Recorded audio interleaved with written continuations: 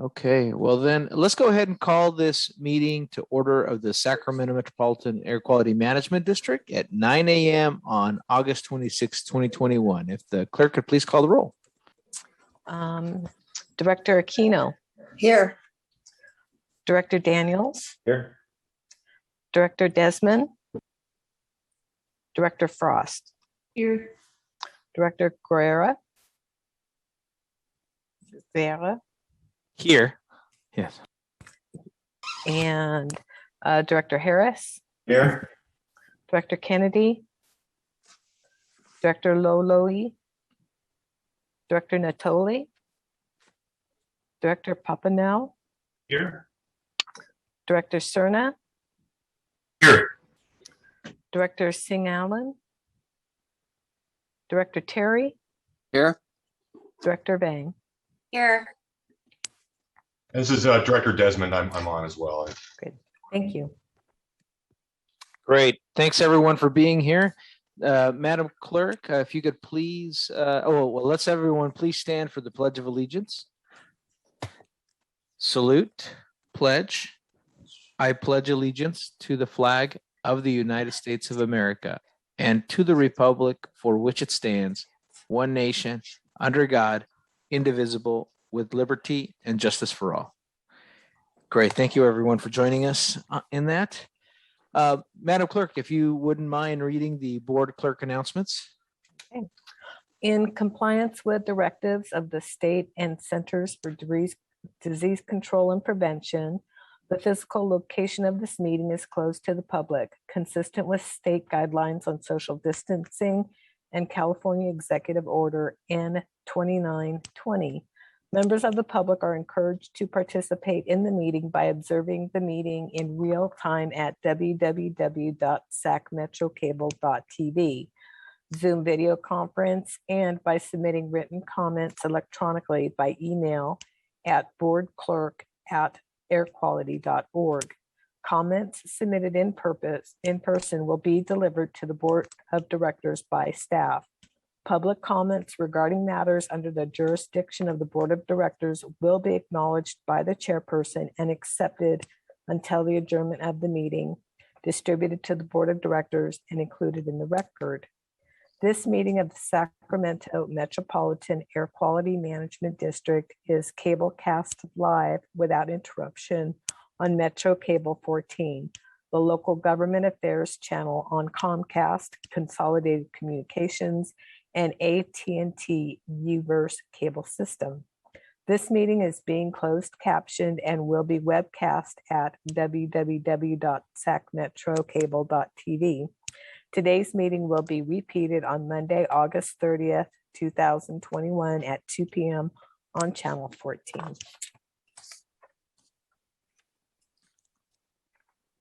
Great. Thank you very much, Madam Clerk. Appreciate that. I'd like to start off by encouraging people to go to sparetheair.com or checking your air quality management district for the current air quality. And for most of us, we've had a last couple few days with a little bit of reprieve, but it's been a rough couple weeks, and our forecast coming up here in the next couple days, Dr. Ayala, if I'm not mistaken here, we're going to be breaking again the 100 marker in AQI due to the prevailing winds. That is correct, sir. So I just want to remind the board, you got a note from the board clerk, Ms. Martinez, yesterday. So please refer to the information. But unfortunately, the good air quality at the moment is going to be short-lived. As is becoming a tradition, unfortunately, in common practice there. So thank you, Dr. Ayala. Now we do have board members. We do have two significant items in the public hearing that may take a while. So we will not be having a API Air Pollution Control Officer's report. So we're going to go straight on to the consent calendar here, Madam Clerk. Item 1 is the July 22nd, 2021 Board of Directors meeting minutes. Item 2 is amendment to the Executive Director Air Pollution Control Officer Employment Agreement. Item 3 is the fiscal year 2021-22 public pay schedule. Item 4 is fiscal year 2021-22 budget positions amendment to fund air quality specialist and defund air quality planner and analyst. And item 5 is clean cars for all vendor agreements. Great, thank you, Madam Clerk. First, let me ask if there are any members of the public signed up to speak on the consent calendar. Madam Clerk, any members from the public? No. None there. Members, questions or comments from the board? Yes, Board Member Aquino. I think I saw your hand raised there. No. Oh, no, sorry about that. Okay, well, then I'll take an action here on the consent calendar. I'll move Terry. up. Oh, moved by Donald Terry. Is there Have a- a hand raised here by Board Member Laloe? Let me go to Board Member Laloe. Thank you very much, Mr. Chair. Question on the item number 5, clean cars for all vendor agreements. Which is, it's a recommendation. Can we expand on that to see exactly what does that recommendation consist of? What's the timeline on that? And what is it that we are whether subsidizing or providing for some of these vendors to be able to meet that requirement? Great, that's a great question. I'm going to ask, I think, Mark, is that you on this one or Dr. No. Ayala? I can start it, and it's going to be Mr. Lemus who handles that program. But thanks for the question, Ms. Director Laloe. Essentially, what the vendor agreements are about is establishing a relationship, a contractual relationship between us, the Air District, and the different dealerships around the region. And the reason we need that is so that eligible participants in the Clean Cars for All program can then go to any one of these dealers and get the type of vehicle that Clean Cars for All is promoting. So that's really what this is about. And what we want to do is have as many agreements to make it easier for participants to walk into any dealership of their choice and pick up the eligible vehicles. And we want to establish these as soon as possible. But let me turn it over to Mr. Lemos, who can provide additional information. Jaime? Yes, thank you, Director Laloe. That is correct, exactly what our Director Alberto Ayala was saying. So this really provides the opportunity for any of the car dealerships within the area to be able to provide cars to our Clean Cars for All participants. So in essence, this is not really funds that go directly to the dealership exactly. They are funds that are really directed to the participant. The participant then chooses the dealership in which they then buy a car from, whether it's a Honda or Nissan or whatever. And that incentive of up to $9,500 is then paid out to the dealership. And so it's kind of a payback or reimbursement to the dealership.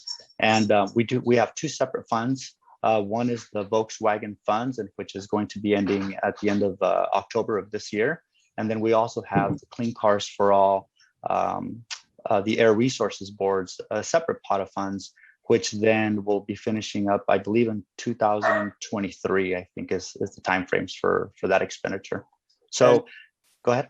Okay, so for let's say an entity that wants to participate between the two funds, what's the total amount of funds that will be available for an entity to choose a vehicle? So a participant will either qualify under one of the programs, either Volkswagen or under the traditional Clean Cars for All. And right now we are finishing up our Volkswagen funds, and we currently have a wait list, which then will be processing the rest of the remaining Clean Cars for All funds for that. And the up to dollar amount is $9,500. That's the highest cap.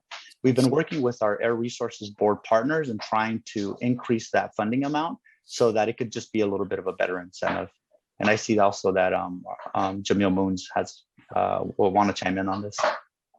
That would be great, because I've noticed that, the more we promote, EV cars and what have you, their cost of these vehicles is kind of, as we're promoting it, it seems like the cost of these vehicles are going up as well.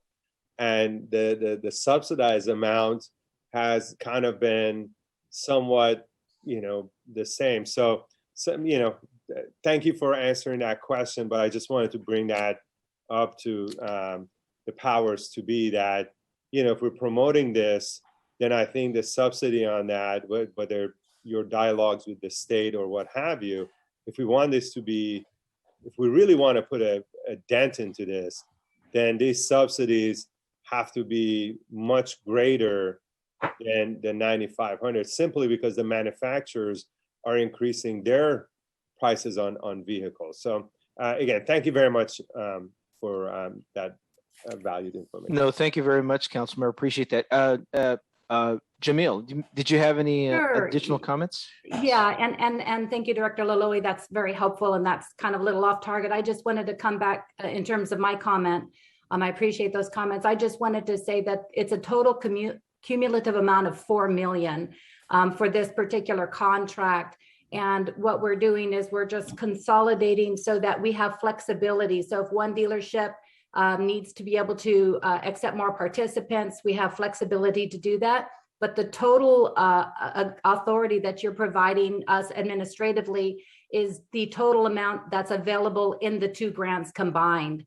You're also giving us authority to be able to enter into an agreement with some entities like SAC-RT to help and SMUD to help build some infrastructure around this project. So just wanted to say that this is when you asked about the total amount, it's a total amount of $4 million that we would be able to execute with the current grant funds available. Great. Thank you, Board Member Laloy. I was going to wait for my comment until after we pass the consent calendar on this item. But again, this is another great work of our staff trying to get as many dealers as possible to give more of our own residents options of which car dealership they go to. Because the more car dealerships and the more options we have in our own air district, the more those resources stay here. If our residents have to go somewhere else, to purchase their vehicles, then we're losing that economic benefit. We know many of our auto dealers here locally are also great contributors to our little leagues, our schools, and so being able to support our local businesses like our auto dealers through this effort and making sure that we have more of that option for customers here, because people will vote with their feet, I think is a great resource. So thank you, Board Member Laloy, for asking that question. And with that, I'll ask for a second. I'll second Aquino. Great. It's been seconded by a board member. I think Aquino beat you to that, Board Member Laloy. Any other questions from the board? Seeing none, no hands raised, I'll go ahead and ask the clerk to call the roll. Keno, Aye. Daniels, Aye. Desmond, Aye. Frost, Aye. Guerra, Aye. Harris, Aye. Kennedy, Aye. Lowly, Aye. Natoli, Papineau, Aye. Cerna, Aye. Sing Allen, Aye. Terry, Aye. Vang. Yes. Great. That sounds like a This unanimous item vote there. passes. Yes. Thank you, Madam Clerk. Appreciate Thank that. you. Okay, Madam Clerk, we'll move on to our first item in the public hearings. The first item is the second 10-year PM10 maintenance plan for Sacramento County, and Rich Musi has a presentation for us. Good morning, Rich. Good morning. We'll go ahead and wait for the presentation to pop up here. All right. Good morning, board members.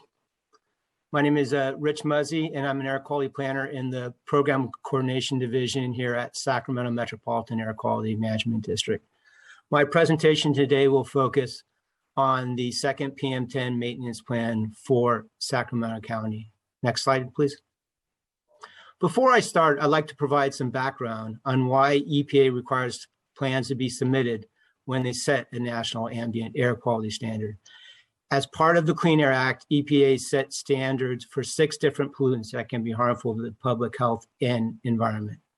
Listed here on this slide are all 6 pollutants, but the 2 most common pollutants are particulate matter and ozone. The district and regions are responsible for keeping track of all 6 of these pollutants to determine if we meet or we do not meet these health-based standards. If a region is not meeting these health standards, then the districts in those regions are required to develop a plan to go ahead and show how we will meet those standards. These plans are essential because failure to meet these standards will cause health effects. Next slide, please. Particulate matter, one of the 6 pollutants previously mentioned, comes in different sizes, and standards currently exist for PM10, which is particulate matter which is of 10 microns or less, and PM 2.5, which is particulate matter of 2.5 microns or less. The differences between PM 2.5 and PM10, as shown in this diagram, are that smaller particles are more likely to travel into and deposit into the deeper part of the lungs and cause adverse health effects such as reduced lung functions and respiratory complications.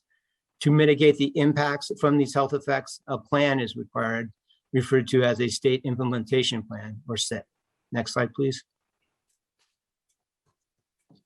A SIP demonstrates how an area will attain the standard for that individual pollutant. SIP submittals are a requirement of the Clean Air Act when a region is designated as non-attainment and therefore cannot meet the health-based standard that has been established for that individual pollutant. SIPs are legally binding and quite resource intensive. Each SIP takes well over a year to go ahead and develop and requires extensive cross-agency collaboration. Unfortunately, federal and state funding is not adequate to develop these plans. A failure to submit a SIP to demonstrate attainment would result in highway sanctions and a loss of federal funding for transportation projects in the region. Next slide, please. The focus of this presentation is on the development of the PM10 maintenance plan and how this maintenance plan demonstrates attainment of that health-based standard. The PM10 standard is a 24-hour standard of 150 micrograms per cubic meter. A violation of the 24-hour standard is determined if there are more than 3 daily concentrations averaged over 150 in a consecutive 3-year period. We met the PM10 standard in 2000, and EPA classified the region as attainment in 2002. After EPA officially determined that we met the requirements, the Clean Air Act requires that we show we can continue to maintain the standard for a 20-year period. This is accomplished through 2 10-year maintenance plans, which are required to be approved by the EPA. Good news is that we already completed the first maintenance plan, which was approved by EPA in 2013 and shows maintenance through 2023. Today, before you is a second maintenance plan, which will go through 2033. Next slide, please.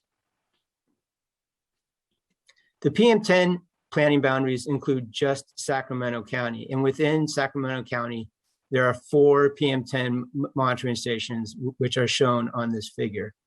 The PM10 monitoring network meets the Federal Clean Air Act requirements to determine compliance with the PM10 standard. Next slide, please. There are many components of a PM10 maintenance plan. The key findings of this plan include no new control measure commitments are required to go ahead and demonstrate maintenance out through 2033. The plan establishes transportation emissions budgets for 2024, 2027, and 2033, which represents the maintenance year for the plan. Emission budgets represent the allowable emissions for transportation projects in the region. And the district works closely with SACOG, Sacramento Area Council of Governments, and CARB, California Air Resources Board, in setting these budgets. This plan also establishes a contingency plan. So if a violation does occur during the maintenance period, then depending upon what caused the violation, either an exceptional event demonstration will be required to remove the data in calculating if you attain the standard, or control measures might be required to be implemented. Sacramento County is able to demonstrate maintenance out of the PM10 standard out through 2033. The PM10 concentrations are projected to be below the 150 microgram per cubic meter standard out through that planning horizon. And this excludes data potentially caused by wildfires or high wind events. Next slide, please. In development of the PM10 maintenance plan, there was extensive cross-agency collaboration that was required with SACOG, CARB, and EPA.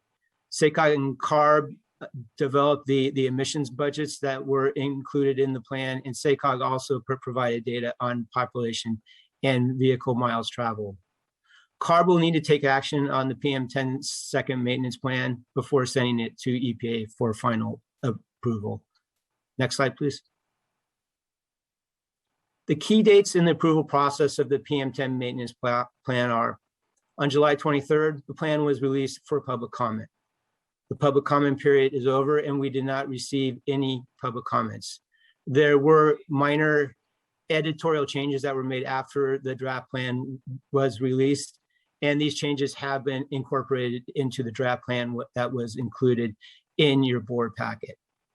After the district holds a public hearing and takes action on the plan today, the plan will be passed to the California Air Resources Board, who is scheduled to take action on the plan at their September 23rd board meeting. CARB will then submit the plan to EPA by the October 28th deadline for their final approval. Next slide, please. With that, staff recommends the following. The district board should conduct a public hearing, determine that the approval of the second 10-year PM10 maintenance plan is exempt from CEQA, adopt the resolution that was included in your packet for the PM10 second 10-year maintenance plan, and recommend that the plan be submitted to CARB for adoption and submittal to EPA. Next slide, please. Thank you, and that concludes my presentation. I'm available to answer any questions if you have them. Thank you, Rich. I greatly appreciate that work and all the work from the multiple agencies that have put this together, and also the outreach to a lot of our community partners and also members of the industry who this also would affect as well. Madam Clerk, do we have any members from the public signed up to speak?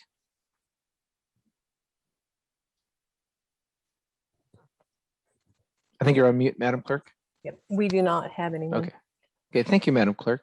Let me bring it back to the board then. Again, what we need to do is conduct a public hearing. I'm going to go ahead and close the public hearing and then bring it back to the board here. We need to conduct a public hearing here, approve the resolution, send it over to CARB, see what the Air Resources Board thinks of this plan before it's finally approved. Again, this is a requirement from the United States Environmental Protection Agency to meet our particulate matter requirements for the next 10 years here. Questions from the board? Seeing none, oh wait, I see Board Member Laloe. Go ahead, Board Member Laloe.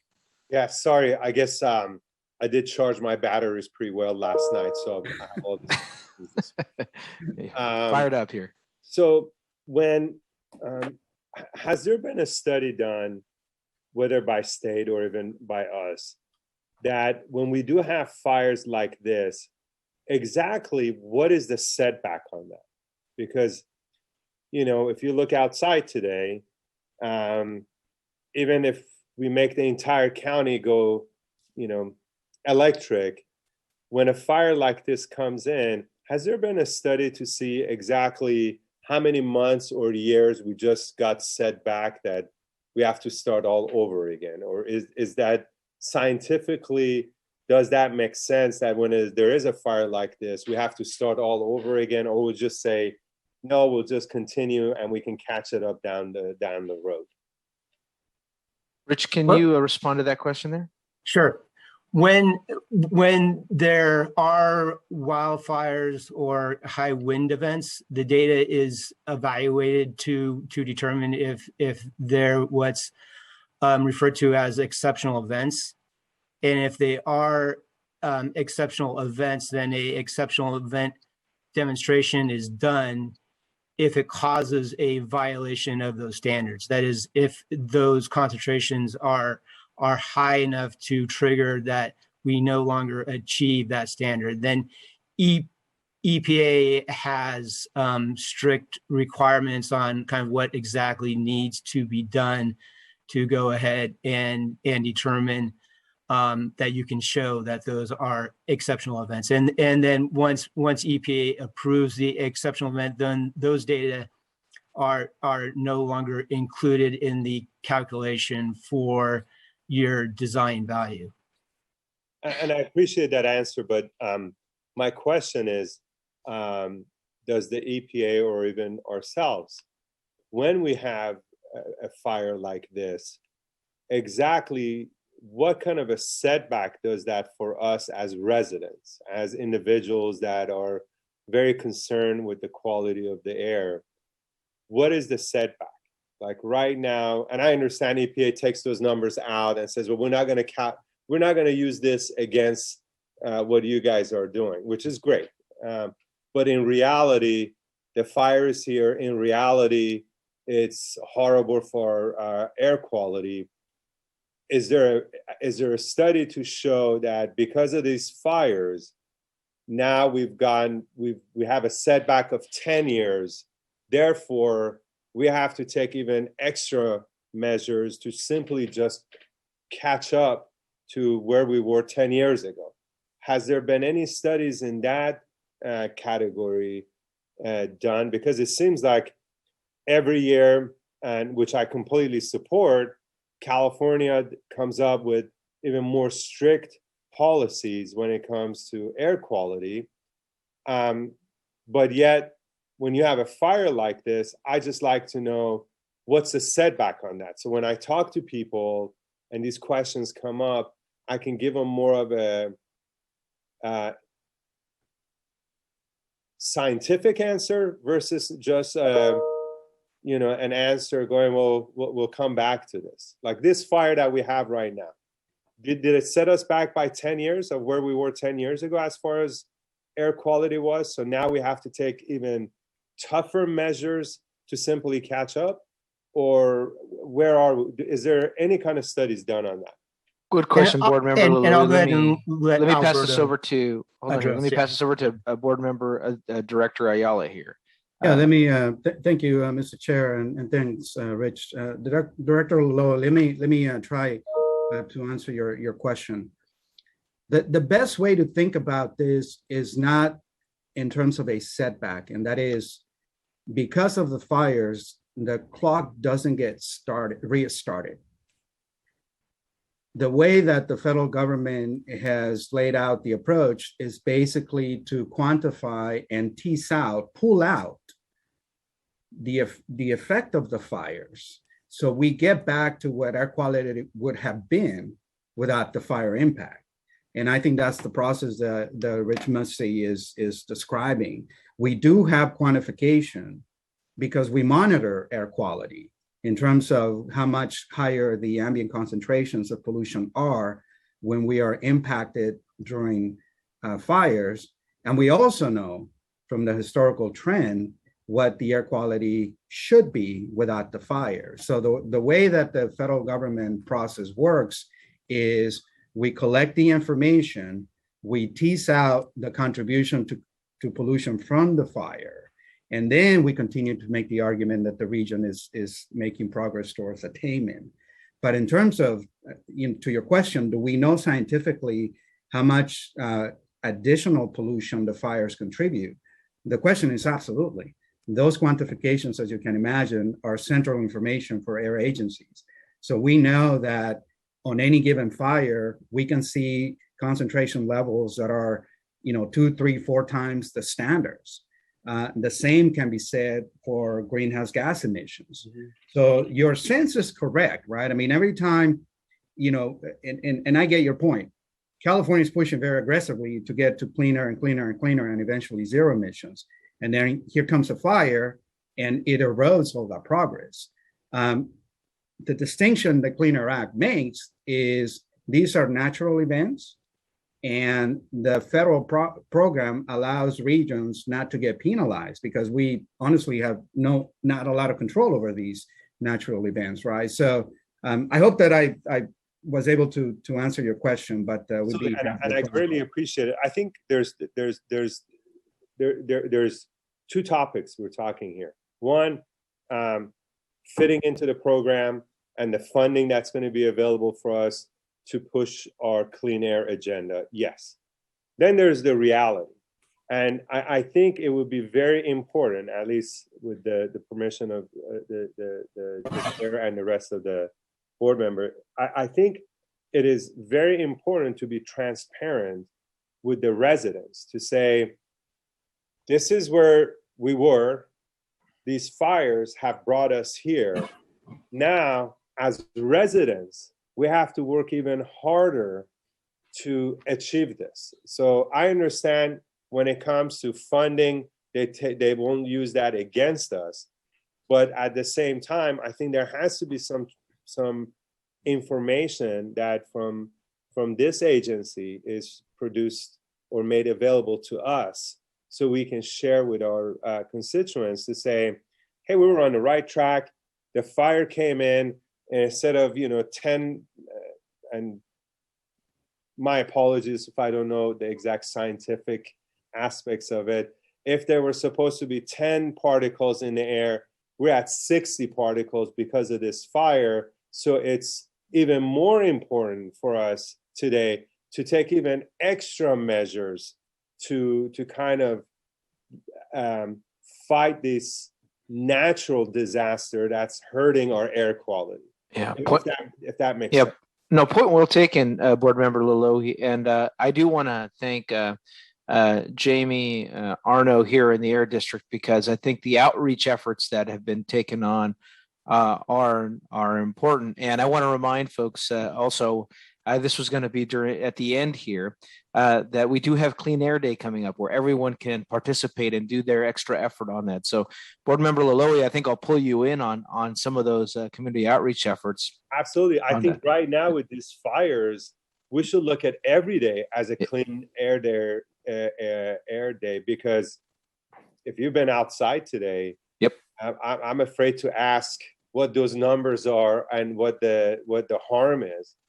So, and that's why I think if there's some information made available even to my office, more in a layman's term versus scientific, that we can push this to our residents to say, hey, because of natural disaster, it's moving so fast. We have to do A, B, and C. So if you weren't thinking about share riding, this is a perfect time for you to do that, to offset what this natural disaster is doing to our air quality, which we know in certain areas, like in my district, especially in Black and Brown communities, when you have such a high level of asthma and lung issues, the more information in layman's term we can share with them, so they can take those extra precautions where before they didn't think it was important. Yeah, so let me ask Director Ayala, do you mind asking our communications team to work specifically on some of the tools with Board Member Lalohi on this? No, we'd be happy to do that do that. And Director Lalohi, I was going to acknowledge, I hear you, and we'll take it as an action item. Great. Thanks, Chair, for pointing to our communications office and Ms. Arno. She's got a wealth of information in terms of informational packages that the board can use, but we'll take a look at that. I think I understand the question from Director Lalohi. We'll take a look at what we have and maybe add additional information specifically to the impact from the fires and how it's dealt. Yeah. Great. I'm very concerned with these fires and the air quality. So we have to even be more conscious today on how much driving we want to do with our cars. And, like myself today, I decided that, I'm not going to drive my car. And I asked somebody, with 3 of us, we jumped in a car and we brought 1 car to my office because I see what's going on with our air quality. So thank you very much. No, thank you, Board Member Lalo. We greatly appreciate those points. I'll go ahead and bring it back to the board and ask for a motion to approve the staff report. So moved, Terry. It's been moved by Board Member Daniels and seconded by Board Member Terry. Any further questions from the board? Seeing no hands raised, I'll ask the clerk to please call the roll. Aquino, Aye. Daniels, Aye. Desmond, Aye. Frost, Aye. Guerra, Aye. Harris, Aye. Kennedy, Aye. Loloi, Aye. Natoli, Papanel, Aye. Cerna, Aye. Singh Allen, Aye. Terry, Aye. and Bang. Yes. Motion passes. Great. Thank you very much, Madam Clerk. We'll go ahead and move on to the next item here. Item number 7 on the public hearing, or another one of our requirements here. Yep. So item 7 is non-attainment new source review certification for the 2015 Ozone National Ambient Air Quality Standard. And Kevin Williams does have a presentation. Okay, I'll wait for the presentation to come up.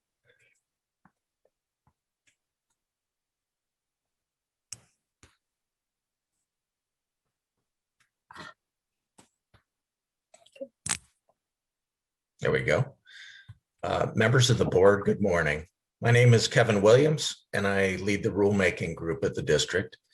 Today, I will present a required element of our plan to achieve the 2015 federal ozone standard, and this item requires a public hearing. Next slide.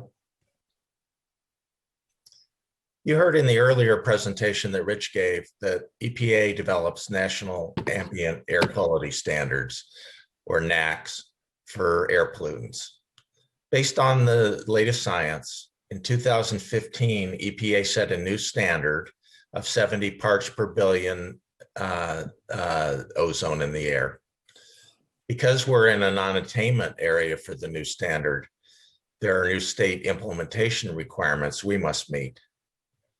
Next slide, please.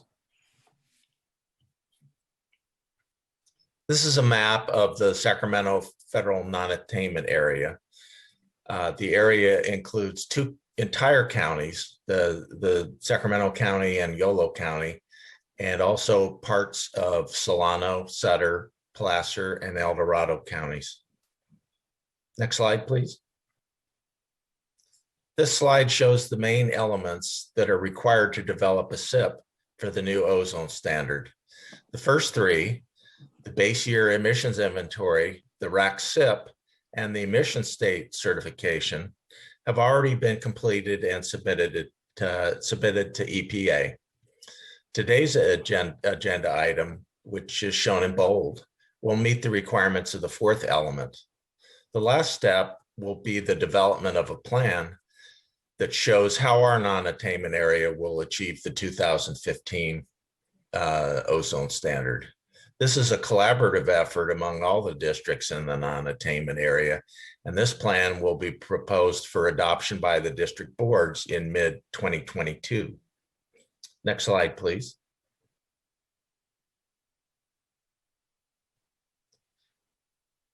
Here's the item proposed for adoption today. Because of our status as a non-attainment area, we must implement a pre-construction permit program for new air pollution sources.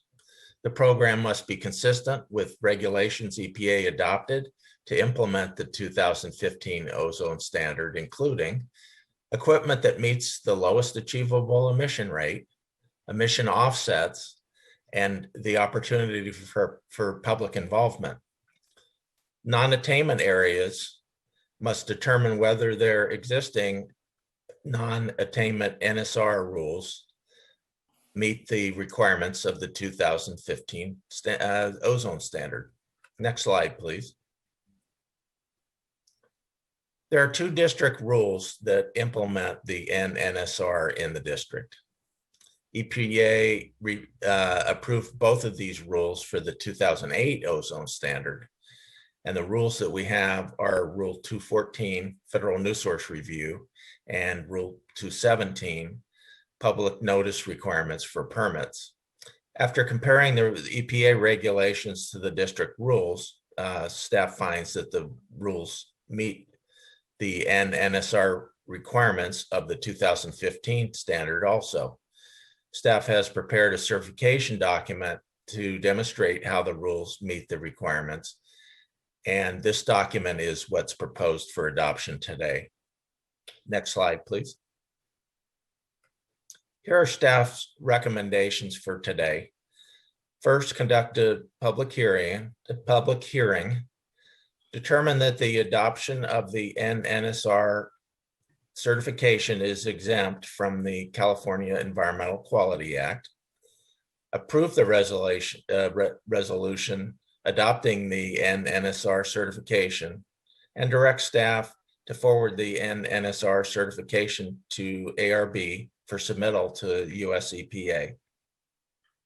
Next slide, please.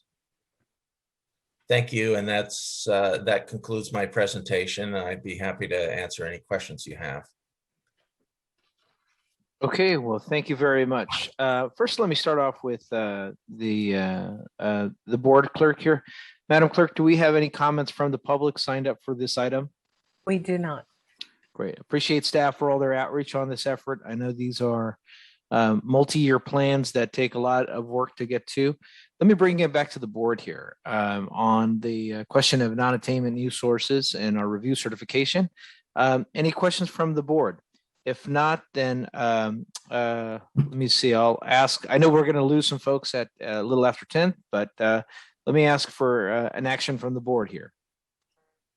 Move the item, Chair.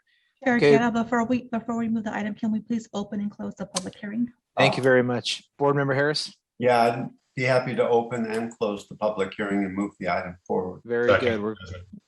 It's been moved and seconded appropriately, and we've closed the public hearing.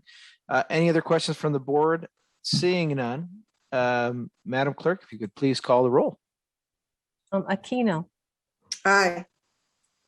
Daniels, Aye. Desmond, Aye. Frost, Aye. Guerra, Aye. Harris, Aye. Kennedy, Aye. Malloy, Aye. Natoli, Papanel, Aye. Cerna, Aye. Sing Allen, Aye. Terry, Aye. Vang. Yes. Motion passes. Thank you very much. Let me just thank the board. These last 2 items are significant requirements from the federal government for a good reason, obviously, to make sure that we maintain the health of our community. But it doesn't happen without the long and hard work of our staff and the programs that we've put together. Our next 2 items, particularly on our car share update, is in line with some of the comments that we just heard earlier on how we actually achieve some of this the on the ground programming here. So, Madam Clerk, if we can go to the next 2 items here. And I do want to thank folks here. I know we're going to lose a few board members at 10 o'clock, so I want to make sure we maintain a quorum. Item number 8 is our community car share update by Stephanie Chakowitz.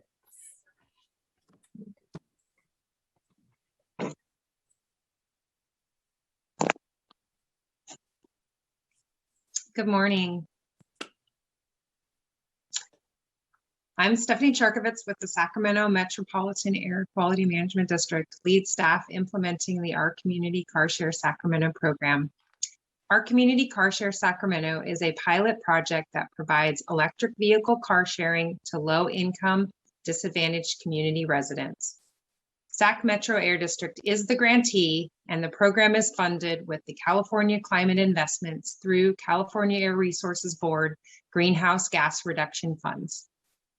Next slide, please. The car share program has been broken up into implementation phases as funding has been made available. Each phase has included new subsidized housing locations with the addition of a mobility hub in phase 3.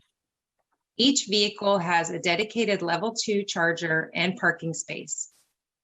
Zipcar has managed all the vehicles in phase 1 and 2 and continues to be a partner in phase 3. The program is currently free to all members. Each phase has had a goal. For phase 1, we were asking the question, would it work? Could we successfully set up a zero-emission car sharing program for residents of subsidized housing sites would utilize? The answer is yes. The residents love this program.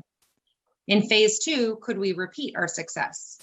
And again, yes, we added 3 new sites with phase 2 deployment. For phase 3, we're focused on sustainability. We're working on answering that as we deploy in phase 3. In phase 2, we also added the Transit Incentive Card, TIC. The TIC provides a monthly subsidy for transportation to some low-income program members. The TIC allows members to utilize transit, carpooling, microtransit, ride hail, Amtrak, paratransit, or other transportation providers. Next slide, please.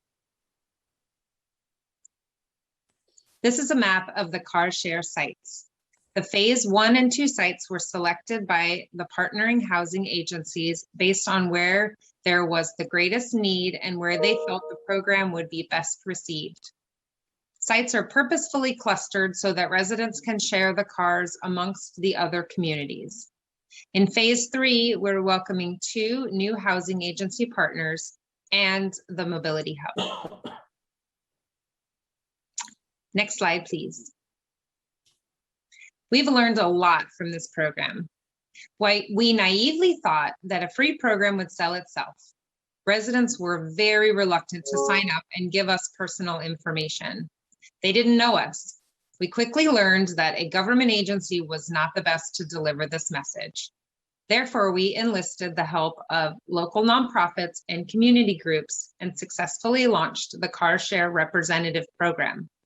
The REP program is volunteers that help give rides, answer questions, and help residents sign up for the program. The reps are given Visa gift cards as compensation for their time. Many of the members have not had access to transportation options because they are unbanked. We also found that in-person has been a necessity for educating, signing up members, and providing overall comfort for using the program. It is a very hands-on program. One of the reasons being access to technology. Many of the residents don't have smartphones or access to technology. And even those that have a smartphone may not have access to Wi-Fi. We attempted to provide kiosks for them to utilize, but they were clunky and fraught with problems, and we had to remove them. We are still in search of a better option. In fall of 2019, we released a survey to the residents to gain feedback on the car share program. Recently, we worked with UC Davis under the guidance of CARB to revise this survey. To help entice members to give feedback, when they filled out a survey, they were given a gift card. There is a great need for incentives to get people to participate, including food at all events. We've encountered a wide variety of languages at the different sites. Not only do we need to present the material in multiple languages, we need to have translation services available when members have questions. At each site, we catered to the specific languages at that community. Some sites were temporarily shut down between March and June of 2020 due to COVID. All sites were back online in June, by the end of June 2020, and have remained open. We increased access to sanitizing products, and for outreach, we pivoted to virtual meetings. Next slide, please. Moving forward, we would like to focus the program's effort on mobility hubs. The centralized locations can serve more members in a community. We will use the Del Paso Mobility Hub as a guide for our future efforts. Partnerships are key to the success of the CarShare program. Our on-site partners, Breathe California for outreach and education, Zipcar for vehicle management, SHRA, Mutual Housing, Chalk, and Eschaton are housing agencies, and Green Tech, a nonprofit, for site access and support. We are always open to new partnerships. The CarShare program strives to be all-inclusive. This includes more regional partnerships, such as SMUD and STACOG. The program has utilized battery electric vehicles for all sites for CarShare under Zipcar's management. A new addition in phase 3 has been hydrogen vehicles. Green Tech will manage 8 Mirai that were donated to the program by Toyota. These Mirai will be added to the Mobility Hub as a microtransit option for members. This program is very expensive to maintain. We're working on a cost-sharing model to bring the cost down. Members would pay a portion of their reservation. It is important that we do this without placing a burden on the members. We are also exploring opening the vehicles to the general public. As long as we are working with car sharing companies, we will have a gap in funding. So we are also looking for long-term funding sources to support operations. While we are focusing on sustainability, we are continuing to uphold the program principles, which will be presented today by Jaime Lemos. Good morning, board. Next slide, please. Thank you. So during the design of the CarShare program and through the implementation of the program, as Stephanie has mentioned already, there's been a lot that we've learned and a lot of the principles that we have applied and originally designed. Where are the locations of these sites going to be? You know, how are they going to be funded? How do we identify which locations are in need? And so what we've done is we've worked with the guidelines of the CarShare program first to identify many of these sites, as Cal Virus Screens identifies the DAC communities. And then within the DAC communities, then started looking at the different partners who could come in, because there's a challenge here, right? Cost match is one of them. Access to property is another. And then also the need for transportation. So we looked at and try to target a lot of the transportation deserts within these DAC communities. And then on top of that, we received a lot of community feedback and worked with many stakeholders to see about where the access is needed for transportation.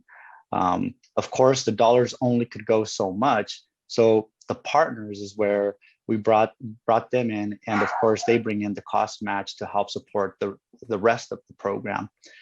And so this effort is continuing on as we meet with many of your staff, as we meet with many partners in the community, and as we continue to look at the different transportation gaps within our region.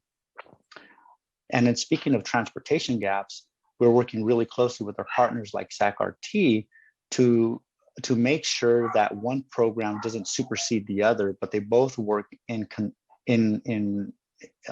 together so that they can supplement each other. So within like the Del Paso mobility program or mobility hub, we're looking at having CarShare there, but then also being supplemented by SAC-RT Smart Ride.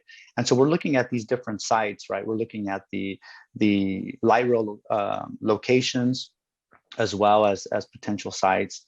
And we're also looking at other transportation deserts within communities where there is no light rail stops as well. We're looking outside of Sacramento City. We're looking in the different regions like Citrus Heights. We're trying to see if something can happen in the rural areas as well. In the end, we've identified lots of different areas of need. What it ultimately comes down to is the funding, the total funding amounts. The car share funding program can only fund a certain component of the program. And so this is where the partners are instrumental, where the cost match comes in, where the access to the property comes in, and where also the partners want to embrace this type of a program. As Stephanie mentioned already, the challenge is, of course, the long-term funding sustainability.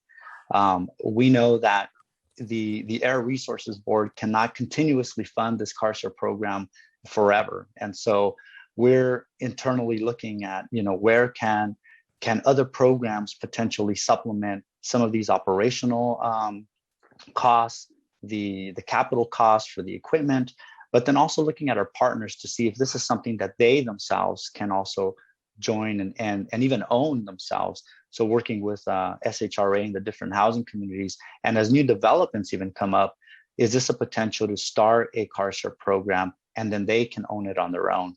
So lots of factors that are taken into consideration, lots of partners that we're listening to, and of course, lots of community members that we're listening to as well. So with that, we'll end this presentation and take any questions, if any. Great, thank you very much for that presentation. Madam Clerk, do we have any members from the public signed up to speak on this item? We do not. Great, thank you. This was a update and receive and file for the board. First, I wanted to share a little photo here from a while back ago. Back pre-mask days. At the ribbon cutting that we had at the car share program at SHRA. And, it's interesting to see how time has gone by. And I recall that during that time, it was the real issue that we were contemplating in this board was whether people would want to use a vehicle that was shared by other people.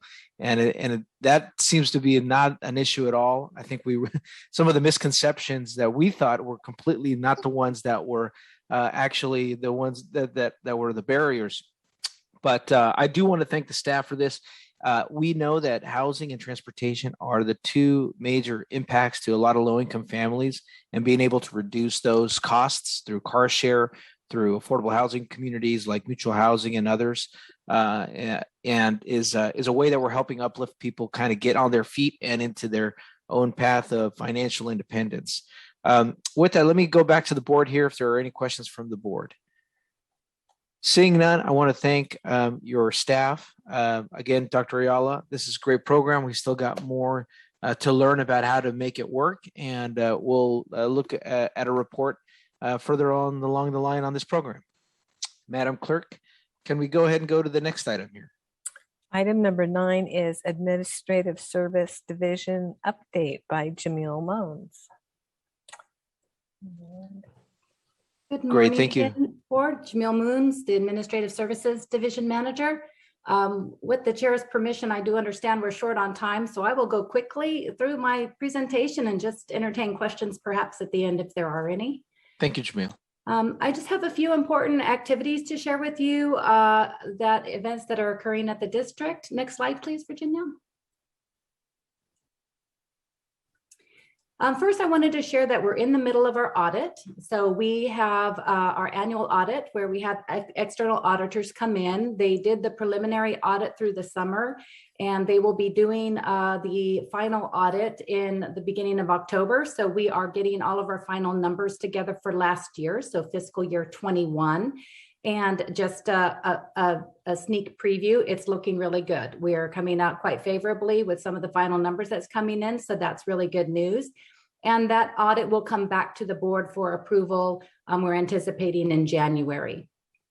In addition, in the financial area, we are really looking and improving our fraud prevention practices. We're working with our bank to implement additional protections and just overall for our systems in the district with just the amount of fraud that is occurring. We are definitely stepping it up. Next slide, please. The next couple of slides really show the transformation in our information technology applications, I guess, within the district. This is a chronology of those different applications that we've implemented. This is our last 5-year history that I'm going to comment on, and then talk about a couple of very major technology efforts that are starting right now. So in 2015, we developed an IT master plan, and over the past 5 years have implemented numerous applications to bring our district just forward, and really enabled us to seamlessly through COVID transition to an online 100% telework environment seamlessly. So we were very fortunate that we had these components in place, and I want to give a shout out to the IT manager and his team for the great work they've done over the years. The items in green, each of these arrows represents an application or technology improvement in the district. The blue is what existed prior, and the green are actually new applications. So it started back in 2016 with our Novus agenda, which is our agenda management, the one that you use if you're online and that we have available to the public. We completely changed out our website, put a whole new back platform on it with SharePoint, and then also created an intranet site, which we did not have, and collaboration sites. We updated some of our email marketing tools, and one of the biggest lifts we did during that time period in 2017 was a development year, and in 2018 we implemented the new financial system, New World ERP. We also implemented a cloud-based travel solution called Nexonia, and we migrated all of our Office platform to Office 365. Next slide, please. Then we continued at the end of 2018, completely reorganized our file share for saving on storage and cost. We implemented a complaints and public record workflow where members of the public can now submit seamlessly requests online, and it gets worked at the back end. We replaced out our entire storage and server environment and replaced that, and implemented some new technology for forms and digital e-signatures. We also did a very important thing in disaster recovery. We relocated our disaster recovery site. Previously, it sat about 8 blocks from our current site and our current administrative site in downtown Sacramento. So not too smart if we had a major disaster in the downtown area, both our sites would be taken out. So we relocated that to Southern California in Santa Ana, and now it is completely fill over. So that was also an enhancement so we could switch completely over to the other system and be operational. A few other things there, security enhancements. We deployed mobile devices district-wide in 2020 with COVID. We were widely distributed, maybe 50, 60%, but we went 100% pretty much within a month with COVID. And then implemented some other e-signature solutions. DocuSign is a very well-known one to facilitate our contract processing primarily in incentives. It used to take a week of manual workflow and signatures, hard signatures. Now we can execute those contracts with our participants within a day. Next slide, please. And we continue to upgrade and enhance our financial system with centralized invoicing, upgrading our document management solutions, putting a payment solution out there for our customers that's much more friendly. We used to take payments, but we only offered credit card options. And now we've launched a new solution that also you can pay by e-check. So I think it's 75 cents per transaction, which is about the price of a stamp these days, and you can execute all that online. And finally, we went to just most recently, our most recent project was Ring Central, which is an integrated communication. So we can have our access to our phones and chatting anytime, anywhere, any device. It also created the need to change our phone numbers. So the district has completely changed out our phone numbers, and that was also a big effort, but now we have great technology behind us. Upcoming projects, the one that is, we plan to put out an RFP next month, are for some of our line of business operation, our business lines, including our permitting and enforcement and our mobile incentives mobile source incentive grants, many of the programs that Jaime's been talking about today. And a little bit further out in the future to look at possibly replacing our HR and payroll system. So lots and lots going on in the tech world at the district. Next slide, please. Finally, just a couple more comments.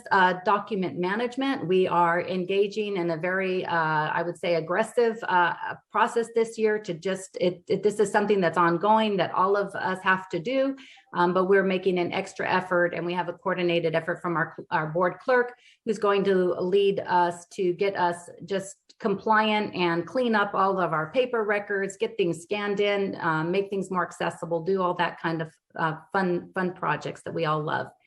And finally, just do want to bring to your attention that we are in the opening negotiations with our labor group, which is our Employees Association, that's SADIA. Our current contract is a 5-year contract. It does expire June 30th of 2022. So we have just kicked off some meetings with them. We will work very closely with the Budget and Personnel Committee of the board through the fall as we get some items on the table and have some sense of where we're headed, and we'll bring that back and look forward to your feedback and your input on that process. And we are targeting and hoping to bring the contract to the board in the wintertime after the beginning of the year, so that if there are any financial terms affected in the contract, that we will be ready with those when we kick off our next budget cycle, which happens in March. So I'm sorry that was very quick, but with that, I will conclude and take any questions if there are any. Well, thank you very much, Jamil. And this is a public health organization, but we do have to look at the financial and accounting health of this organization as well, too. So any questions from the members of the board here?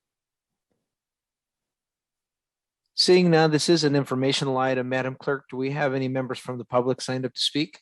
We do not. Great. Well, thank you, everyone. I do want to say we'll keep the board informed with the Budget and Personnel Committee as we move forward on these discussions, and definitely more to come once the audit is complete.